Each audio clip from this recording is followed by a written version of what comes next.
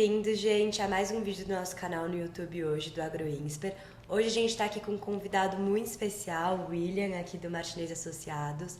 Eu queria agradecer porque esse é um episódio muito importante pra gente, porque o Martinez Associados sempre foi nosso parceiro, então todos os nossos podcasts que a gente grava é no escritório deles. Quem edita é a Isa, quem grava é a Isa, então um super beijo, um agradecimento aqui pra ela. Queria agradecer também o William, porque não só no podcast, eles são parceiros do AgroInsper de maneira geral. Então é um prazer estar aqui com você hoje, William. Se você puder começar contando pra gente um pouquinho mais da sua trajetória, como você chegou até aqui no Martinez, virou sócio, William é advogado, com diversas formações, uma pessoa exemplar assim pra gente. Se você puder contar um pouquinho pra gente. Claro, o prazer é todo nosso de recebê-los. Eu tenho um carinho muito especial pelo INSPER, né? Pelo AgroInsper, então a gente está com vocês ali, né? Muito próximo até o início da trajetória de vocês, e a gente sabe da importância, né? De realmente o INSPER, outras, né, universidades, faculdades de peso se envolverem com o agronegócio. Sim. A gente fala, Malu, que um dos grandes desafios no agro é o capital humano, né? Então, alunos, né, estudiosos, com formação, né, buscando conhecimento, principalmente voltado para uma atividade econômica que para o Brasil é extremamente relevante. Uhum.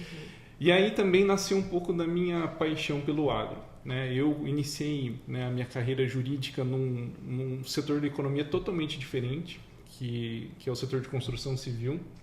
Nossa. E aí eu fui convidado para um desafio, né, para trabalhar dentro de uma usina de açúcar e etanol, cuja, né, os sócios ali estavam, na época, passando por um momento muito difícil. O setor em si, Malu, de usina sempre foi um setor muito cíclico, né? Então, se a gente olhar historicamente, né, nós temos altos e baixos ali, seja por questões, né, a gente sabe, né, em grande parte são commodities. Nós temos também algumas questões estratégicas ali de políticas governamentais, até referente à inflação, onde existe um manejo muito grande ali, até de preços, para tentar resolver algumas questões ou outras da economia. Então, a gente sabe que é um setor que passa por dificuldades e é alvo, muitas vezes, de políticas que, para o bem ou para o mal, tem um impacto. Impactando. Exatamente. E aí, nessa dinâmica, eu fui convidado para um desafio. Foi um desafio que, na época, eu confesso, e aí estou abrindo aqui, né, para você, que eu não sei até que ponto eu estava preparado, né? Vou ser sincero, não estava preparado. Mas eu fiz de tudo ali, né, para suprir algumas necessidades, até de conhecimento. Sim. E aí, quando a gente entra, né, nesse aspecto de usinas de açúcar e etanol, Malu, assim, é muito desafiador. Por quê?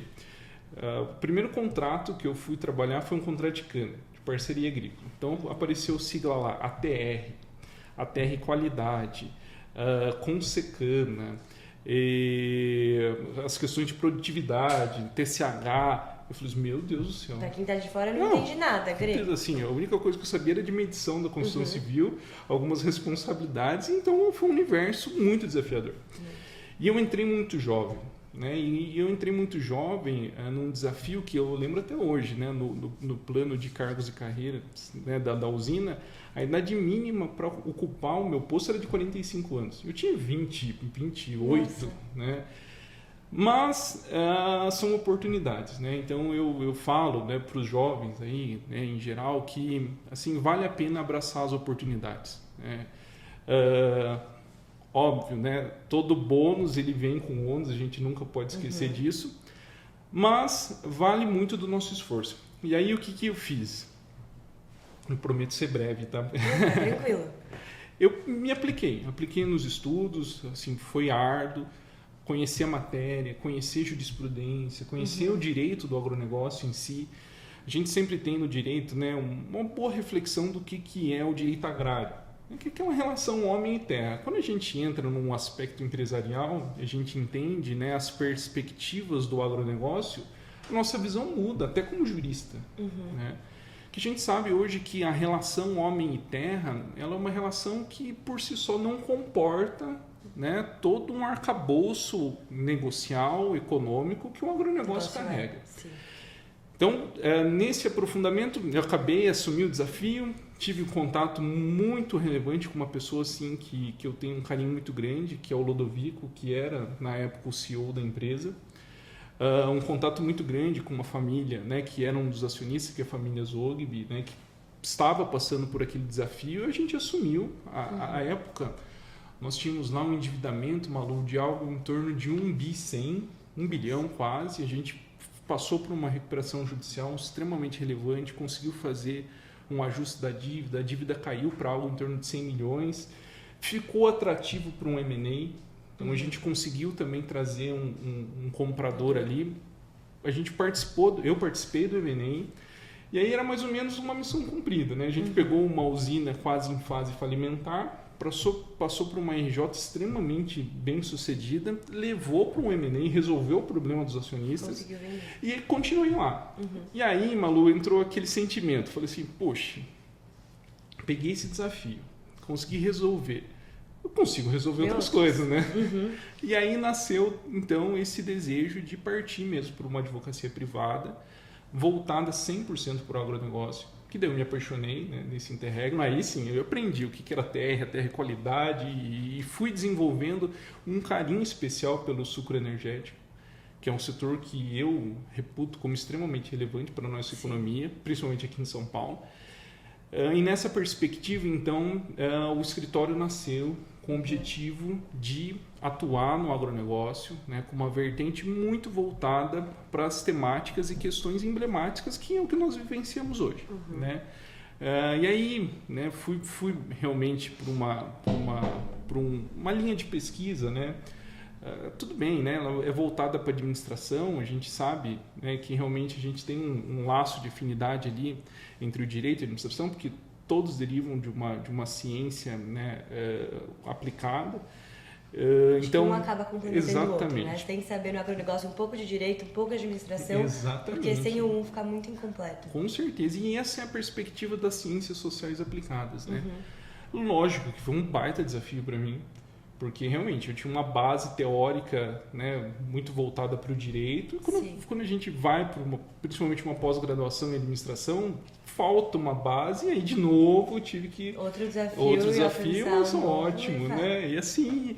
E acho que esse também é o espírito do agronegócio, sabe, Malu? O agronegócio, assim, eu falo que nossos clientes, né, eles têm um risco adicional que qualquer outra atividade da economia não tem. Sim. Se a gente parar para olhar, eu vou empreender na indústria, eu tenho um risco econômico, né?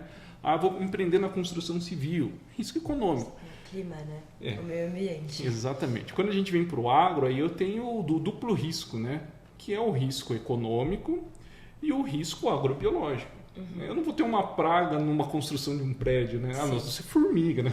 Mas aí a gente resolve, né? Exatamente. Mas não, então eu vejo a resiliência do produtor rural me inspirou, inclusive, na minha carreira. Então, nos nossos desafios aqui do escritório, nos projetos, né? A gente tem uma vertente de trabalhar com projetos estruturados, são operações mais complexas. Então,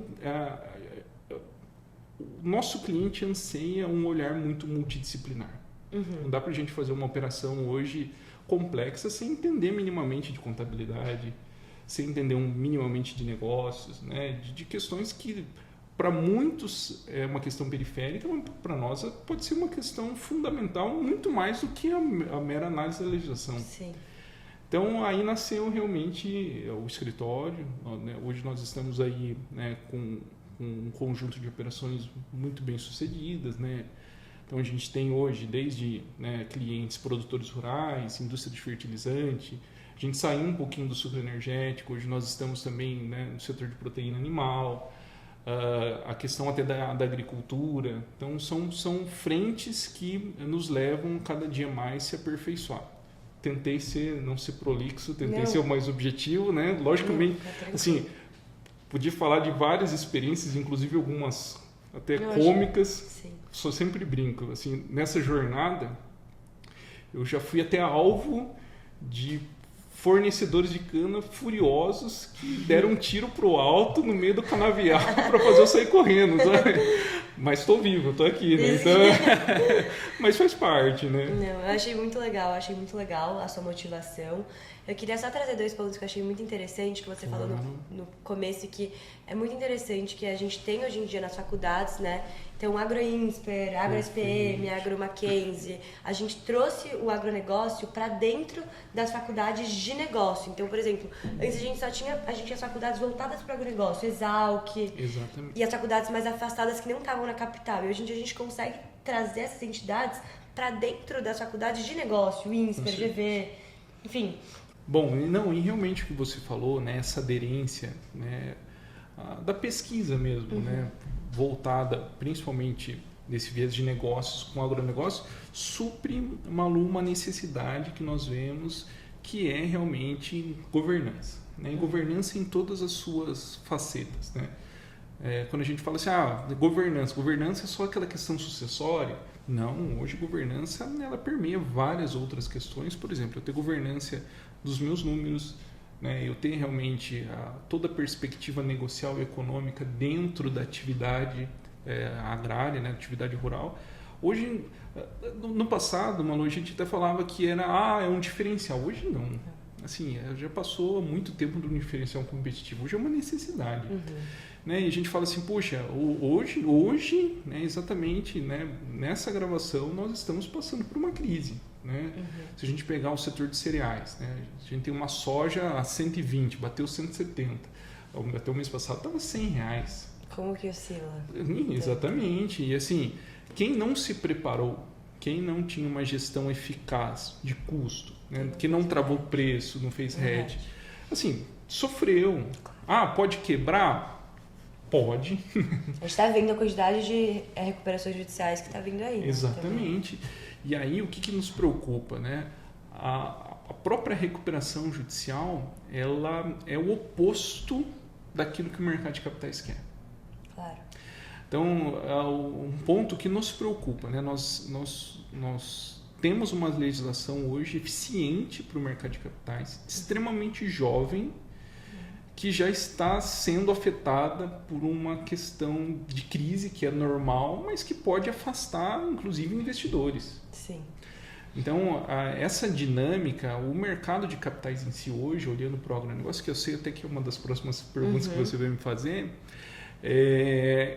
ele não quer olhar, ele sabe que a crise, ela vem, a gente fala assim, puxa, é desafiador, né?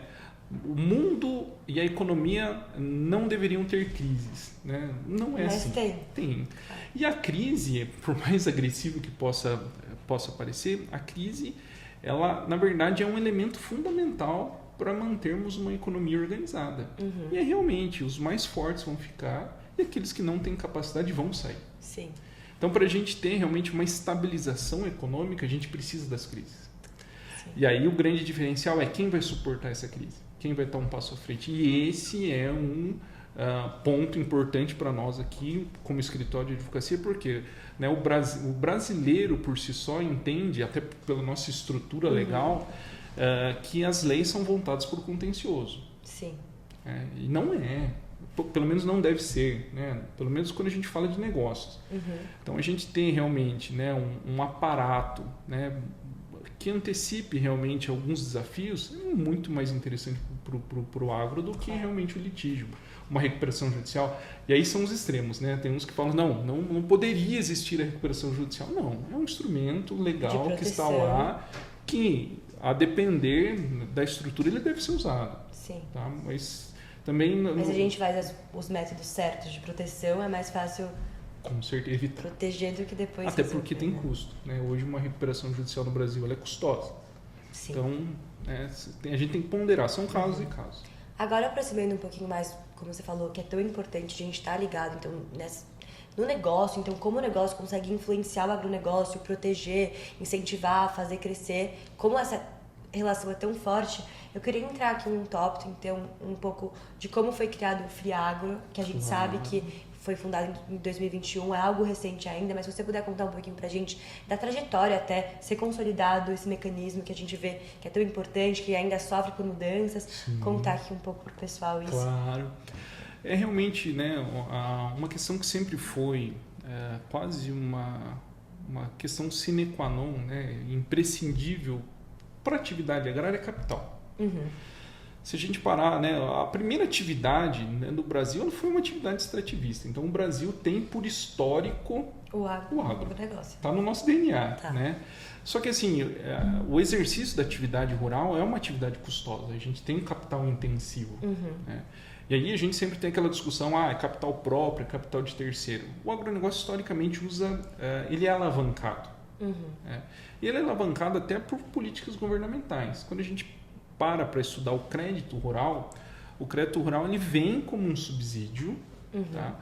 E é um subsídio voltado para o incremento da atividade empresarial no agronegócio e da atividade rural em si. Então, a nossa linha natural de financiamento histórica é os produtores usando capital próprio e o capital de terceiro muito mais voltado para o crédito rural, que é um crédito obrigatório dentro do nosso sistema para financiar uma atividade extremamente importante. Lembrando que o agronegócio, né, a gente sempre para pensar, puxa, um agronegócio moderno nessa perspectiva, ele é só capital, né, só capitalista, só tem afeição ao lucro. Não, o agronegócio em si, ele é multifacetado. Sim. Eu tenho, por exemplo, uma segurança nacional de soberania tendo um agronegócio equilibrado. Então vai muito mais além do que, puxa, aquele produtor é muito rico porque ele anda de Hilux e tem 10 colhedoras, né? Não é essa a perspectiva. Não, eu tenho uma perspectiva também social muito relevante. Até antes de entrar na sua pergunta, o Instituto Pensar Agro é um instituto, né, que realizou um estudo muito interessante, salvo engano, no sul da Bahia. Eles pegaram 2 cidades, uma com polo agro relevante no mesmo estado e outra sem esse polo relevante. O IDH... Nossa. Você já viu essa pesquisa? Eu não vi, mas... Fala depois. O IDH daquela cidade era substancialmente maior do que aquela que não tinha um polo agro de exploração. Então veja que o agronegócio ele não traz um benefício só para o produtor rural. Não, o que eu ia falar é que a gente teve até um evento semana passada com o pessoal da Rumo, estavam explicando pra gente. Então, por exemplo, num lugar que passa uma rodovia, não vai ter só a rodovia, não dá pra você pavimentar, e aí o caminhoneiro e as pessoas estão fazendo o transporte, eles têm que ter onde dormir, eles têm que ter onde comer, eles têm que ter onde ficar. E aí eles criam um ciclo, meio que um centro em volta daquilo, que vai gerar emprego, que vai gerar também renda pro Brasil, enfim, para as próprias pessoas que estão envolvidas indiretamente com isso, e vai aumentar o IDH. Com certeza. Então, é isso mesmo. E aí, então, quando a gente pega, né, essa perspectiva, então, né, de crédito, então nós temos realmente, né, o produtor com capital próprio exercendo essa função e o crédito rural que vem com esse incentivo governamental também para a atividade que gera esses efeitos, né? O que acontece, né? E aí, longe de eu entrar em discussão política, né? Isso é uma constatação. O crédito rural, ao longo do tempo, ele vem caindo. Mas a gente pode olhar os números nominais. Mas em números nominais eu posso ter um incremento. Mas a gente tem que fazer esse cotejo com o tamanho do crescimento também do agro. Sim. Eu tenho hoje, vou dar um exemplo, 350 milhões para o investimento numa região tal. Mas no ano seguinte subiu para 380. Mas quanto aquela região já cresceu? Sim. Né? E assim, na verdade, ela precisaria de 450. De muito mais. A gente mais. sabe que, por exemplo, no Brasil, se a gente pega 30 anos atrás, o que a gente produzia de soja é muito menor do que a gente produz hoje. Com certeza. E aí o crédito não acompanha proporcionalmente esse aumento. Ele aumenta, mas... E o agro é muito caro. Exatamente. Porque é muito grande. Muito grande. E nesse racional vem uma constatação óbvia: o Estado acaba ficando muito caro. E aí é uma política de alocação, né? Às vezes eu preciso tirar um pouquinho aqui para colocar um pouquinho em saúde, preciso tirar um pouquinho aqui para colocar em educação, e pode ser que o agro não consiga ter esse financiamento de crédito um pouco mais acentuado por essas outras obrigações que o Estado tem. Isso não é crítica, isso é uma constatação. Né? E aí qual foi a grande dinâmica? Né? E aí um ponto interessante do legislador. Olha, nós precisamos criar políticas de capital que gerem essa necessidade. Então, se a gente parar para constatar, Malu, o Brasil hoje ele é o único país do mundo que consegue dobrar a sua capacidade de produção sem se envolver em áreas de preservação permanente, áreas ambientais, áreas indígenas, ou seja, nós temos um potencial de expansão gigantesco, mas a gente precisa de crédito. Sim. E aí começa a nascer, primeiro, os títulos de créditos voltados para o agronegócio. Então, CRA, CDA, WA, a evolução da CPR e a vertente mais nova, o FIAGRO. Sim. O FIAGRO vem, então, com essa missão de suprir uma deficiência do crédito rural, utilizando realmente o mercado de capitais. E com alguns incentivos, a gente sabe, mas com alguns incentivos voltados exatamente para a atração do investidor dentro de um segmento empresarial. O brasileiro, ele por natureza, ele é muito poupador. Se a gente conversar com os nossos avós, até com os nossos pais, a gente fala assim, o que é segurança para você? Eu ter dinheiro em poupança. A gente vem numa evolução agora de realmente ter um pouquinho mais de risco. Sair da poupança, que a gente sabe das suas limitações, e investir o capital em outras alternativas. Então o FIAGRO ele vem com essa atração de ter benefícios fiscais para atrair esse investidor para ter essa alocação de capital de terceiros dentro da atividade do agronegócio. E aí eu vou fazer um adendo aqui. Mas a grande discussão, o agronegócio ele é totalmente subsidiado. Gente, não é. Não é. Tá? Se a gente pegar o setor industrial automobilístico no Brasil, ele é muito mais incentivado e não deu certo. O agronegócio deu certo. Então, assim, só fazendo esse paralelo. E, de novo, se ele é incentivado, ele tem um racional por trás. Até porque seria inconstitucional ou ilegal eu ter um benefício, uma benevolência do Estado sem uma contrapartida. Eu sempre dou o exemplo do caso do ITBI. A integralização de bens em capital, ele tem a imunidade do ITBI. Então, eu posso pegar uma fazenda, vou integralizar a capital e se a atividade não for preponderantemente imobiliária, eu vou ter uma imunidade constitucional. E a gente fala assim, poxa, mas então aquele fazendeiro que montou a discussão, que constitui uma holding não vai pagar imposto? Não, mas peraí, ele tinha um bem individual, normalmente no seu CPF, e quando ele aloca isso dentro de uma empresa, ele está alocando isso para o desenvolvimento de uma atividade. Então, presume-se que ali o fisco vai ter uma facilidade na arrecadação dos impostos, ali ele vai fazer uma contratação de pessoas. Que ele vai gerar algum desenvolvimento econômico aquilo também. Com o patrimônio que era dele. Sim. Então, ele está contribuindo. Exatamente. Está vendo que tem uma contrapartida? Sim. Então, é essa perspectiva que eu acho interessante a gente divulgar, porque pode ter, sim, uma contrapartida positiva, mas a população brasileira, em geral, precisa entender que o agro dá contribuição também. Tá? Sim. E aí nasce, então, essa perspectiva do FIAGRO. O FIAGRO, ele vem, são os fundos de investimento das cadeias agroindustriais, com uma tese de investimento voltada para o agronegócio em toda a sua cadeia, visando realmente trazer a atração desse investidor para dentro de um segmento que necessita de capital. É uma construção que, com a evolução da legislação, traz um norte muito regrado, muito organizado, apesar de algumas mudanças que a gente pode falar um pouquinho, que de certa forma abalou um pouquinho, essa segurança, mas ele vem com um racional muito certeiro de o mercado de capitais precisa alinhar teses de investimento voltadas para as cadeias agroindustriais. Eu preciso conhecer disso. O mercado em geral precisa conhecer. E aproximar cada vez mais a cidade do rural. Com certeza. E oportunidades para o investidor. Não é só o agronegócio que ganha. O investidor também ganha. E ele vai olhar. Ele não vai investir meramente porque eu sou simpático ao agro. Não. No final do dia ele quer o retorno. O agro pode trazer esse retorno. Sim. Então o FIAGRO vem para materializar. Ele é um instrumento. O FIAGRO em si, os fundos, por lei, eles são tratados como um condomínio especial.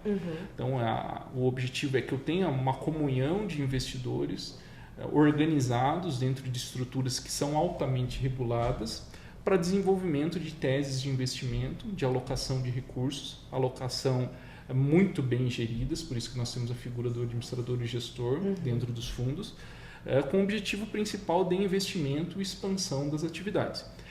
O FIAGRO vem com algumas características de benefício tributário. A gente viu bastante que posterga o imposto, né? Exatamente. Então, diferente dos outros, então, por exemplo, se eu entro num FIAGRO, constituo um FIAGRO, eu vou pagar aquele imposto só quando eu vender a minha cota. Perfeito. Ou se eu passar para frente. Exatamente. E isso no olho do investidor é muito benéfico, né? Muito Você não tem intenção de vender? Com certeza. Ou não Com sei. certeza. Porque, e acho que esse é o ponto central, né, quando a gente fala de tributação no FIAGRO. O FIAGRO tem um benefício extremamente relevante, que é o diferimento do ganho de capital para integralização de bens imóveis. Ou seja, eu posso alocar fazendas dentro do FIAGRO, trazendo a valor de mercado e tendo a tributação diferida no desinvestimento. E aí, um exemplo rápido aqui, Malu. A gente pega historicamente um produtor rural que adquiriu um imóvel a 500 mil. Tá bom. Esse imóvel veio, né, se valorizando ao longo do tempo. Em 2024, ele está avaliado em 50 milhões. Eu fui agressivo aqui, mas... Veja aqui, eu tenho um incremento patrimonial, eu tenho um ganho de capital. Se eu olhar no meu IR, eu tenho 50 mil. Se eu integralizar isso a valor de mercado dentro de uma empresa, eu saí de um ativo de 50 para um ativo de 50 milhões. É isso que vai constar no meu IR. Eu não vou ter mais o imóvel, mas vou ter lá participações, 50 milhões. Sim. Então eu tive um ganho. Qual que é o grande benefício do FIAGRO? Eu posso integralizar esse ativo que no meu IR está por 50 mil, por 50 milhões, mas eu não necessariamente preciso pagar o ganho de capital na integralização. Eu posso diferi-lo quando eu fizer o desinvestimento no fundo. Quando eu vender as cotas do fundo.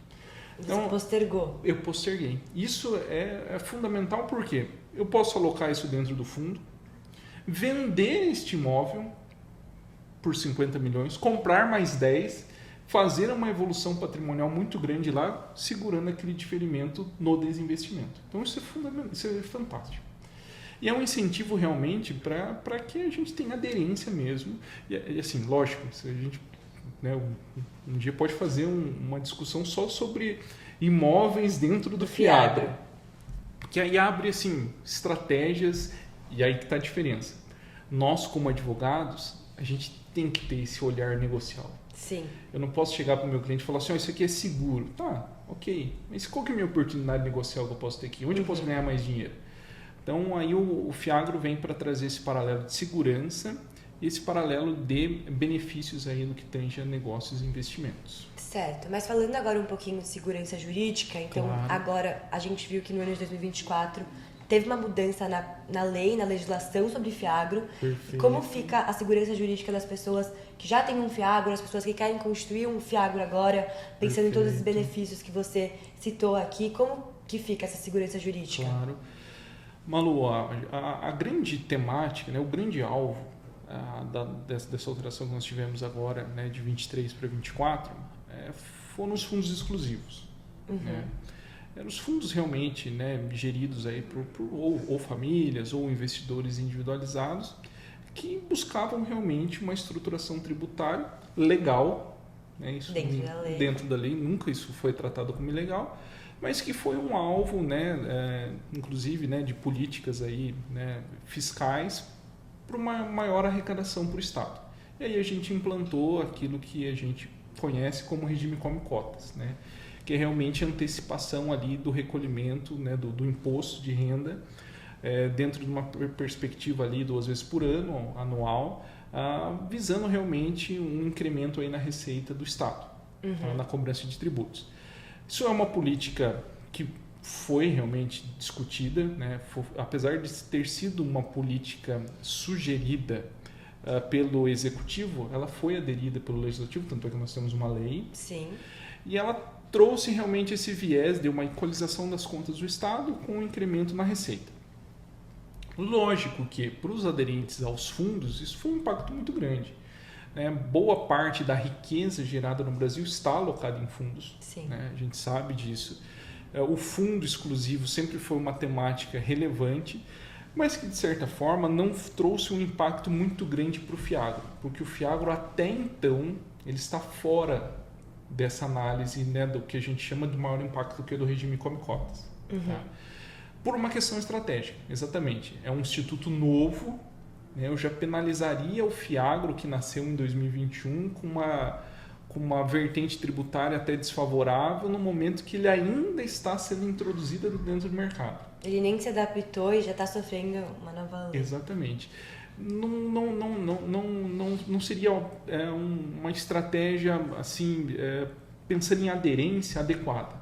Por isso que me parece que nesse primeiro momento esse impacto não foi tão contundente para o Fiagro. Lógico que aí a gente entra aqui com algumas estruturas, né? Poxa, a gente excetuou, né, alguns fundos quando a gente trata de entidade de investimento.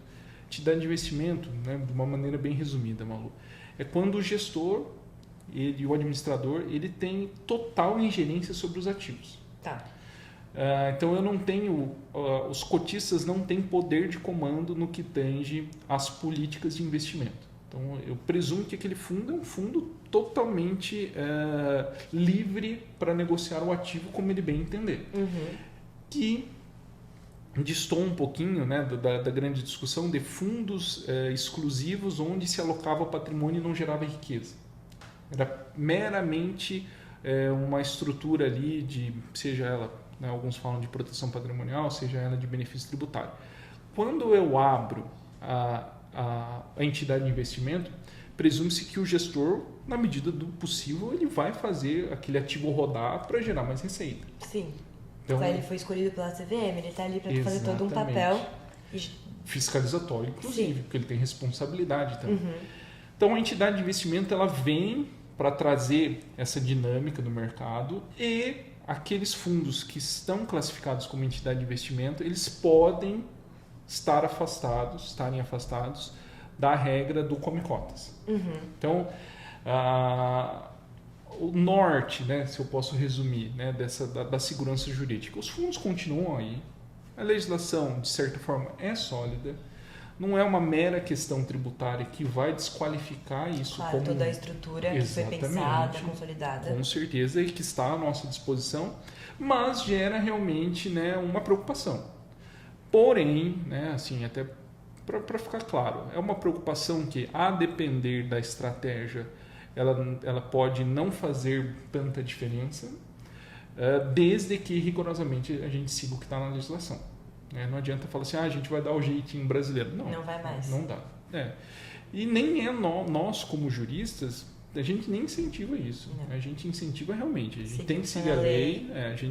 Lógico, a gente vai falar, a gente vai tomar as decisões do empresário. Não é isso. A gente orienta. Nós, Sim. como advogados, nós orientamos e o cliente, lógico, ciente dos riscos. Eu acho que, na verdade, a lei já estava consolidada, mas tinha uma brecha. Agora não tem mais brecha e está consolidada. Exatamente. Do jeito que já era. Quem estava seguindo da forma correta não teve nenhum problema. E para o bem ou para o mal, Malu, teve uma evolução. Sim. Né? Para alguns, boa, para outros não.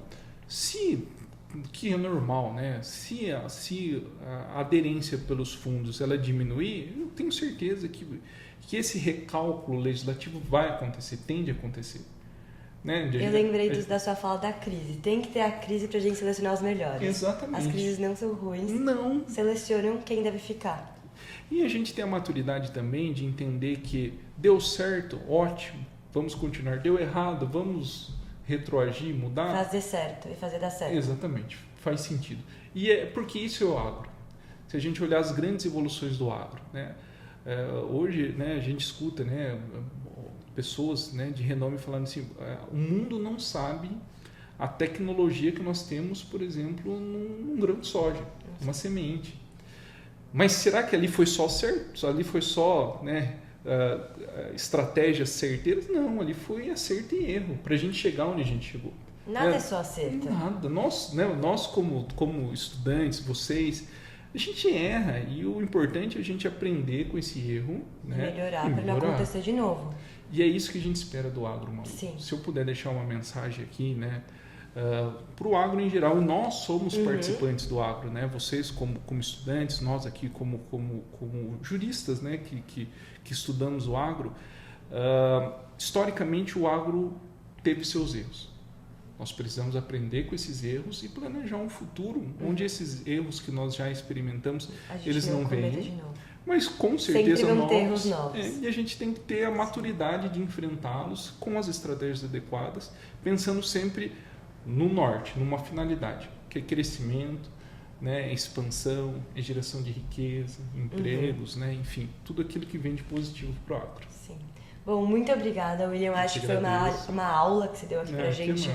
Muito enriquecedor. Eu acho que deu para entender, o pessoal que está aí assistindo, o que é o FIAGRO, como ele surgiu, quais vão ser as mudanças. Queria agradecer de novo por estar aqui nos recebendo no seu escritório e gravando aqui com a gente. Muito obrigada, espero que tenham gostado e até o próximo vídeo do canal. Até mais. Tchau, tchau.